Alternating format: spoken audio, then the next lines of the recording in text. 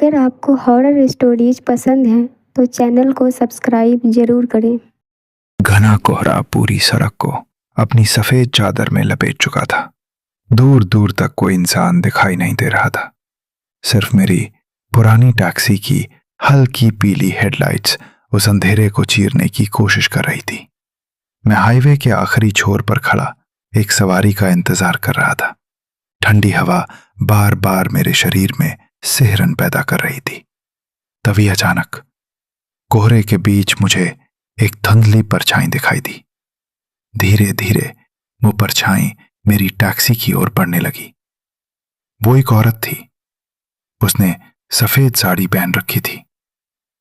उसके लंबे बाल चेहरे पर बिखरे हुए थे और उसकी चाल ऐसी थी जैसे उसके पैरों में जान ही ना हो। वो बिना कुछ बोले टैक्सी के पास आई। पीछे का दरवाजा अपने आप खुल गया।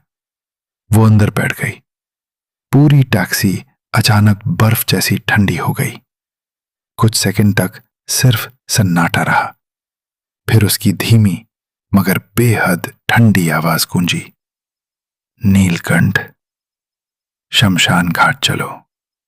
उसकी आवाज सुनकर मेरी रीढ़ में सिहरन दौड़ गई। मैंने कांपते हाथों से गाड़ी स्टार्ट की और सुनसान सड़क पर टैक्सी आगे बढ़ने लगी। रास्ता पूरी तरह खाली था। ना कोई गाड़ी, ना कोई इंसान, सिर्फ कोहरा।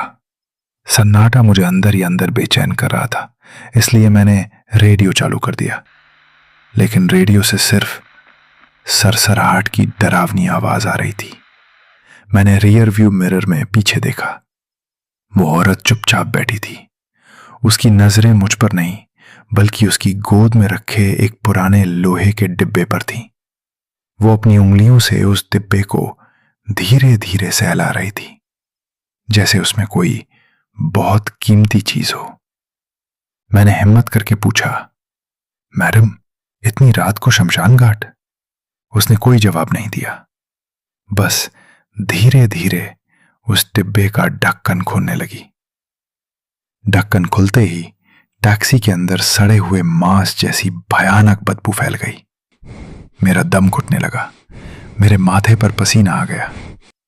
तभी सड़क के किनारे मुझे मेरा पुराना दोस्त रवि दिखाई दिया। उसकी बाइक खराब हो गई थी। मैंने राहत की सांस ली और तुरंत गाड़ी रोक दी। अरे रवि, बैठ जल्दी। रवि टैक्सी के पास आया। मैंने पीछे मुड़कर कहा, भाई, पीछे मैडम बैठी हैं, तू साइड में बैठ जा। रवि ने जैसे ही अंदर झांका, उसके चेहरे का रंग उड़ गया। उसकी आंखें डर से फैल गईं। वो कांपती आवाज में बोला, अर्जुन, पीछे तो कोई नहीं है। तू किससे बात कर रहा है? मेरे शरीर में बिजली सी दौड़ गई। मैंने तुरंत पीछे मुड़कर देखा। पिछली सीट खाली थी। वो औरत गायब हो चुकी थी।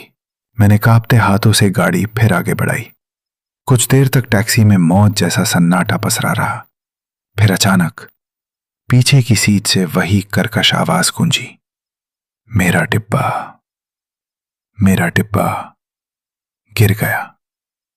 मेरे हाथ स्टीयरिंग पर जम गए। धीरे धीरे मैंने नीचे देखा। ब्रेक पैडल के पास वही पुराना लोहे का डिब्बा पड़ा था। मेरा दिल इतनी तेज धड़क रहा था कि जैसे सीने से बाहर निकल जाएगा। मैंने डरते डरते उसे उठाने के लिए हाथ बढ़ाया। जैसे ही मेरी उंगलियां डिब्बे को छुईं, डिब्बा अपने आप खुल गया। मेरी आंखें फटी की फटी रह गईं। उसके अंदर कोई गहने नहीं थे, बल्कि इंसानी उंगलियां पड़ी थीं। खून से सनी हुई उंगलियां और उनके बीच एक कटा हुआ कान। उसी पल टैक्सी का संतुलन बिगड़ गया। गाड़ी सड़क पर पलट गई।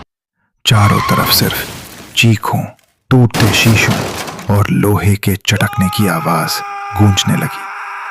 फिर सब कुछ अंधेरा हो गया। जब मेरी आंख खुली, मैं एक एम्बुलेंस में था। पैरामेडिक्स मुझे स्ट्रेचर पर लिटाकर बाहर निकाल रहे थे। मेरा पूरा शरीर सुन्न था। तभी मेरी नजर पास में पड़ी एक लाश पर गई, जिसे सफेद चादर से ढका गया था। ठंडी हवा का एक झोंका आया और चादर धीरे धीरे सरक गई। मैंने जैसे ही उस चेहरे को देखा, मेरी सांस रुक गई। वो लाश मेरी अपनी थी।